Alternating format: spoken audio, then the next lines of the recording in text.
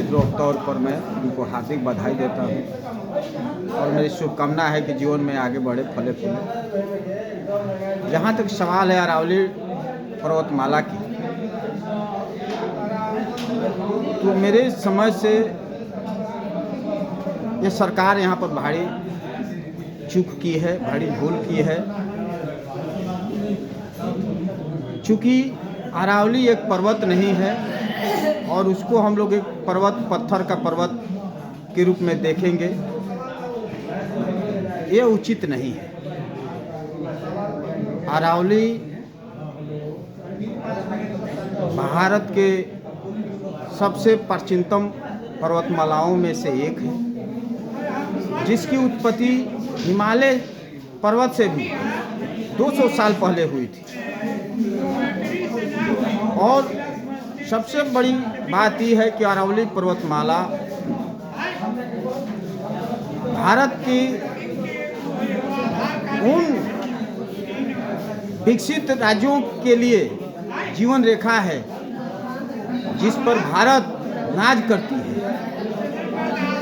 गुजरात, राजस्थान, हरियाणा और ख़ास करके दिल्ली, जो दिल्ली एनसीआर है, दिल्ली रॉयल हिल्स है, जहाँ राष्ट्रपति भवन है, प्रधानमंत्री कार्यालय है, संसद भवन है, उस अरावली पर्वत के छाती पर बसा है दिल्ली।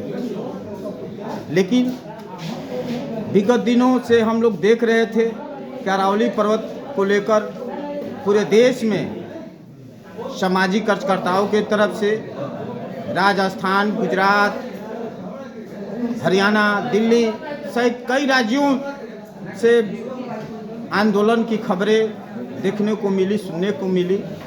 मैं एक बात भारत सरकार से कहना चाह रहा हूँ कि अरावली पर्वतमाला को जिस तरीका से परिभाषित किया जा रहा है, ये उचित नहीं है। आज सरकार की उदासीनता ही कहिए, जिस तरह से प्राकृतिक संपदाओं का दोहन, शोषण हो रहा है, वो भी अवैध तरीके से। आने वाले दिनों में मैं समझता हूँ कि इसका बुरा परिणाम भारत पर पड़ेगा और यह अरावली पर्वतमाला को हटा दिया जाता है,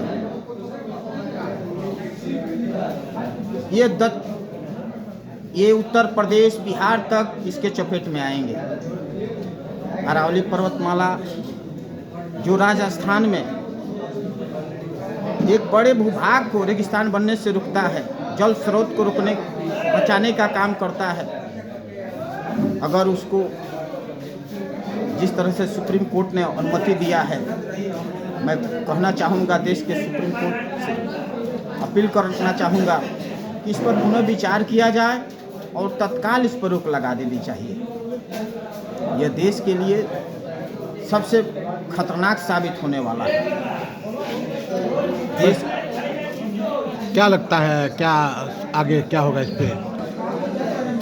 मुझे पूर्ण विश्वास है देश के सबसे बड़े अदालत पर कि वो अपने फैसले में सुधार लाएंगे और भारत की जनमानस की आकांक्षाओं को ध्यान में रखते हुए उसको रद्द करने का काम करेंगे। परिचय दीजिए अपना। विनोद वर्मा, सामाजिक कार्यकर्ता और जगदीशपुर बार में अधिवक्ता है।